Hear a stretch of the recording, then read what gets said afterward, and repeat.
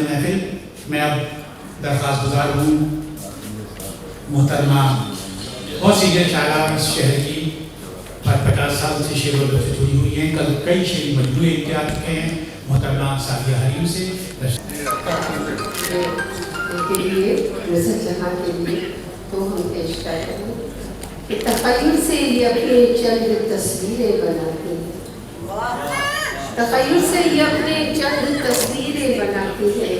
تفکر کے سمندر سے یہ اکثر خوشنما خوش رنگوں کی ڈھونڈ ڈالتے ہیں.